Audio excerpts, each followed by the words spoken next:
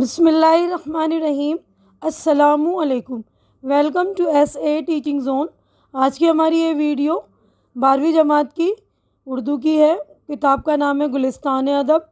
تو آج ہم کر رہے ہیں لیسن نمبر 21، سبق نمبر 21 ہے۔ ہم لائن سے چل رہے ہیں تو یہ غزل جو ہے سبق نمبر 21 پہ آ رہا ہے۔ اس سے پہلے ہم نے نثر والا حصہ مکمل کر لیا۔ اب ہم حصہ نظم پہ ہے۔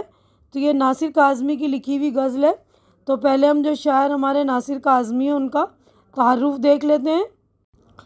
تو دیکھیے، ناصر کاظمی سن 1925 تھا، سن 1972 یعنی 1925 میں پیدا ہوئے اور ان کا انتقال جو ہے سن 1972 میں ہوا۔ ناصر کاظمی کی پیدائش امبالہ میں ہوئی۔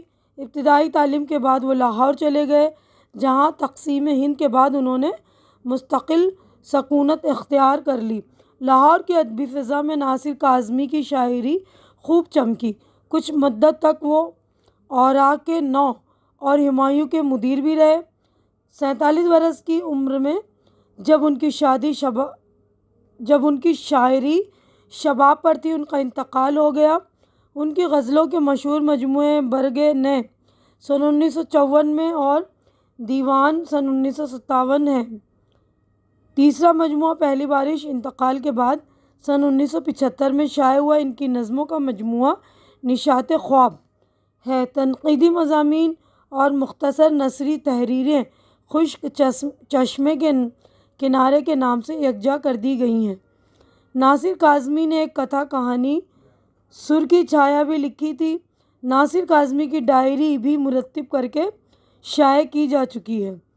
ناصر کاظمی جدید غزل کے نمائندہ شاعر تسلیم کیے جاتے ہیں۔ میر تقی میر کی غزل سے وہ براہ راست بھی متاثر ہوئے اور انہوں نے یہ اثر فراق گورکھپوری کے واسطے سے بھی قبول کیا۔ ان کی غزل اپنے دھیمے لہجے، دبے دبے درد اور جدید طرز احساس کی وجہ سے ممتاز ہے۔ انہوں نے اردو غزل کی داخلیت اور دروں بینی کو 20ویں صدی کے یاس انگیز ماحول کے ساتھ پیش کیا۔ تو یہ ان کا تعارف مکمل ہو گیا۔ آگے بڑھتے ہیں ہم غزل کی طرف۔ تو دیکھیے، یہ غزل جو ہے ناصر کاظمی کی لکھی ہوئی ایک شعر پڑھ کر میں اس کی تشریح کر دوں گی۔ تو جب ہم تشریح کرتے ہیں سیاق و سباق کے حوالے سے ہمیں لکھنا پڑتا ہے۔ پیپر میں جب ہم لکھتے ہیں تو اس طرح ہم لکھ سکتے ہیں کہ یہ شعر ہماری درسی کتاب گلستان ادب میں شامل ناصر کاظمی کی غزل سے لی گئی ہے، یا جو بھی اشعار دو ہوں تو اشعار لکھ دیں گے ہمیں اس طرح۔ تو پہلا شعر ہے، یہ شب یہ خیال و خواب تیرے، کیا پھول کھلے ہیں منہ اندھیرے۔ شاعر نے یہاں رات کی ایک خاص کیفیت بیان کی ہے۔ جب وہ محبوب کے بارے میں سوچتے سوچتے کچھ دیر کے لیے سو گیا اور صبح سویرے جب آنکھ کھلی تو پھر محبوب یاد آ گیا۔ قاعدہ ہے کہ الف صبح پھول کھلتے ہیں۔ شاعر نے یہاں محبوب کے خیال آنے کو صبح سویرے پھول کھلنے سے تعبیر کیا ہے۔ اب اگلا شعر ہے، شعلے میں ہے ایک رنگ تیرا، باقی ہے تمام رنگ میرے۔ تو ناصر کاظمی کہتے ہیں کہ شعلے میں جو نور ہے، جو چمک ہے، وہ تیرا نور ہے، کیونکہ شعلے کی چمک سے اندھیرا دور ہوتا ہے۔ شعلہ بجھ جائے تو اندھیرا ہو جاتا ہے یا تاریکی چھا جاتی ہے۔ نور یا چمک کو محبوب کا رنگ قرار دے کر باقی رنگوں کو عاشق اپنے رنگ قرار دیتا ہے، کیونکہ چمک کے آگے باقی تمام رنگ ماند پڑ جاتے ہیں۔ محبوب کے حسن کے آگے تمام رنگ پھیکے ہیں۔ اب اگلا شعر دیکھیے، آنکھوں میں چھپائے پھر رہا ہوں یادوں کے بجھے ہوئے سویرے۔ تو ماضی کی حسین یادوں کے لیے ناصر کاظمی نے بجھے ہوئے سویرے کہا ہے۔ اگر روشن سویرا کہا جاتا تو یہ زمانہ حال کی باتیں ہوتی، تو ماضی کی باتیں اس لیے یہاں کہا ہے نا، بجھے ہوئے سویرے۔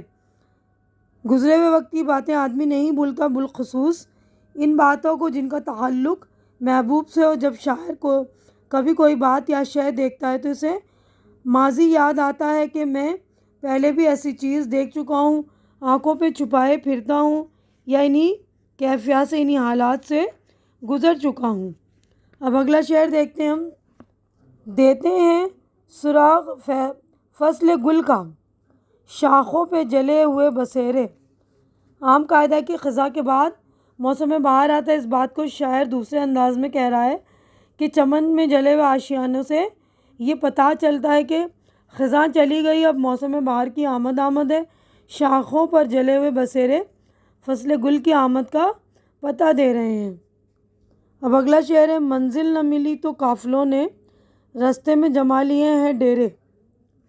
شاعر کہہ رہا ہے کہ جب انسان کی زندگی کا سفر شروع کرتا ہے، انسان اپنی زندگی کا سفر شروع کرتا ہے تو منزل کی جانب دوڑتا ہے، لیکن ضروری یہ نہیں کہ منزل مل جائے یا زندگی کے جو خواب دیکھے جائیں وہ پورے ہو جائیں۔ اس لیے کبھی کبھی انسان تھک کر درمیان ہی میں رک جاتا ہے، یعنی جو کچھ حاصل ہوا اسی پر قناعت کر لیتا ہے، یعنی اسی پر صبر کر لیتا ہے۔ اب آگے ہے، جنگل میں ہوئی ہے شام ہم کو، بستی سے چلے تھے منہ اندھیرے۔ تو اس شعر میں بھی منزل کے نہ ملنے کا منظر دوسرے انداز میں بیان کیا گیا ہے کہ بستی سے منہ اندھیرے چلے تھے کہ شام ہونے تک منزل تک پہنچ جائیں گے، مگر ایسا نہ ہو سکا۔ جنگل میں شام ہو گئی، چونکہ جنگل بستی سے بہت دور ہوتا ہے، اس لیے شاعر نے ناکامی اور نامرادی کو جنگل سے تعبیر کیا ہے۔ اب آخری شعر ہے جس میں شاعر نے دیکھیے اپنا جو ہے تخلص نظم کیا ہے، جسے مقطع کہتے ہیں۔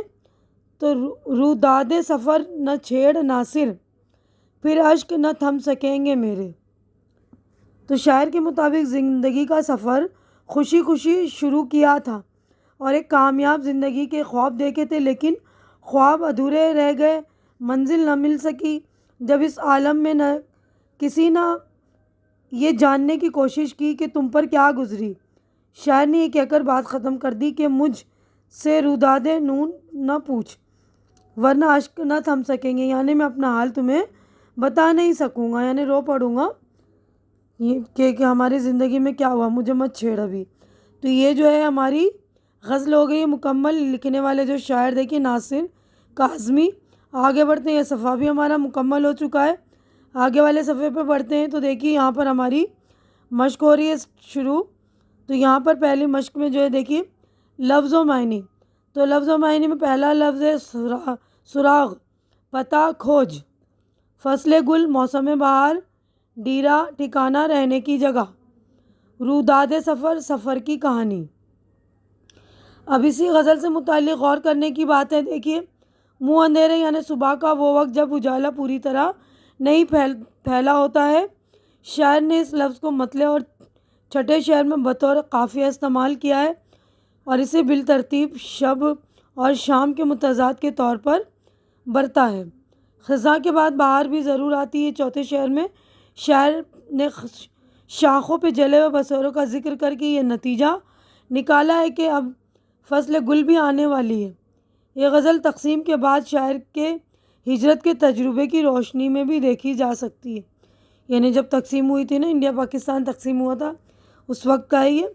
سوالات ہیں ہمارے، دیکھیے تو سوالات ہمارے 3 ہیں، تو تینوں کے ہم جوابات دیکھیں گے۔ تو پہلا سوال ہے، دیکھیے مطلب میں صبح سویرے کھلنے والے کن پھولوں کی طرف اشارہ کیا گیا ہے؟ تو تینوں کے ہم جوابات دیکھیں گے۔ پہلے کا جواب پہلے دیکھتے ہیں ہم۔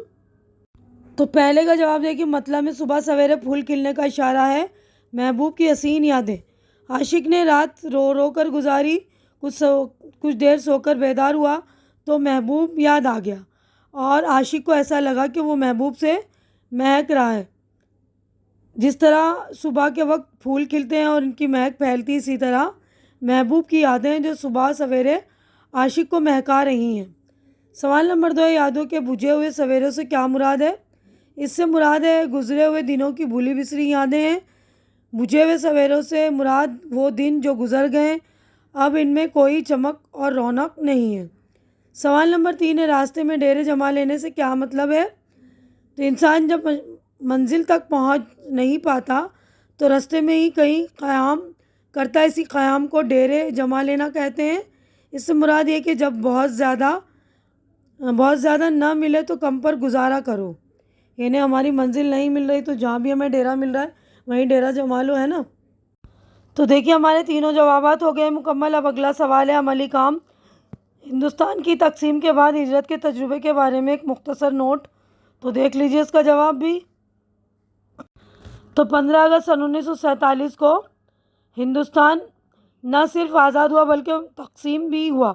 ملک کا ایک حصہ پاکستان بنا اور اس طرح ایک ہی ملک میں رہنے والے دو حصوں میں تقسیم ہو گئے۔ آزادی کے تقریباً 10-15 برس بعد اردو شاعری نے ایک نئی کروٹ لی، جو شاعری وجود میں آئی اسے ہم نئی شاعری کہہ سکتے ہیں۔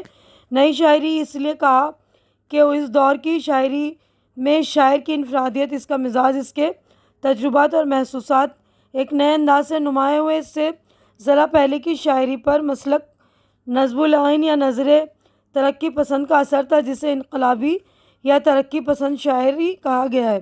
لیکن اب شاعروں نے مسلک اور نظریے کو پس پشت ڈال کر کھلی فضا میں سانس لینا شروع کیا اور اپنے ذاتی تجربات و محسوسات کو شاعری میں سمویا۔ ایسے شاعروں میں ایک نام ناصر کاظمی کا بھی ہے۔ ناصر کاظمی کی شاعری لاہور، پاکستان میں پروان چڑھی۔ وہ 1925 میں امبالے میں پیدا ہوئے اور ملک کی آزادی کے بعد جب وہ لاہور میں جا کر بسے، اس وقت وہ تقریباً 17 سال کے تھے۔ جب وہ 29 سال کے تھے تو ان کی شاعری کا پہلا مجموعہ برگے نے سن 1954 میں شائع ہوا اور اس مجموعے اور پھر بعد میں دوسرے مجموعے دیوان سن 1957 کے کلام سے ظاہر ہوا کہ وہ میر تقی میر سے زیادہ متاثر ہے۔ میر نے اپنی ذاتی زندگی اور اپنے عہد کے درد و کرب کو اپنی شاعری میں پیش کیا اور ناصر کاظمی نے اپنی ذاتی درد و کرب کو شاعری میں سمویا۔ اسی لیے کہا جاتا ہے کہ ان کی شاعری میں دبے دبے درد اور جدید طرز احساس ہے۔ ناصر کاظمی بھی عام طور پر میر کی طرح چھوٹی مترنم بہروں کی نئی علامتوں اور نئے آہنگ کے ساتھ اچھی بات کہتے ہیں۔ میر لکھنؤ پہنچ کر دلی کو یاد کرتے ہیں اور ناصر کو لاہور میں امبالہ یاد آتا ہے۔ تو یہیں پر ہمارا مکمل ہو گیا۔ تو دیکھیے یہیں پر ہماری ویڈیو جو ہے مکمل ہو چکی ہے۔ ہمارے سارا کام، سوالات، عملی کام وغیرہ سارا مکمل ہو چکا ہے، اور جو کچھ میں نے آپ لوگوں کو ایکسپلین کیا آپ کو اچھی طرح سے سمجھ میں آ رہا ہوگا، اور میری ویڈیو بھی آپ لوگوں کو اچھی لگ رہی ہوگی۔ اچھی لگ رہی تو اسے لائک کیجئے، زیادہ سے زیادہ شیئر کیجئے تاکہ آپ کے جو بھی ضرورت مند فرینڈز وغیرہ ان کی ضرورت پوری ہو سکے، ان کو ہیلپ مل سکے۔ اور میرے چینل کو سبسکرائب کر کے آپ لوگ میری ہیلپ بھی کیجئے، میرے چینل کو سپورٹ کیجئے اور میری ہمت بڑھائیے، کیونکہ میرے چینل کو آپ لوگوں کے سپورٹ کی بہت زیادہ ضرورت ہے۔ تو پلیز آپ لوگ میرے چینل کو سپورٹ کریں، میری ہمت بڑھائیں۔ ہماری اگلی ملاقات انشاءاللہ نیکسٹ ویڈیو میں ہوگی۔ تب تک کے لیے آپ لوگ اپنا خیال رکھیے، مجھے دعاؤں میں یاد رکھیے۔ اللہ حافظ۔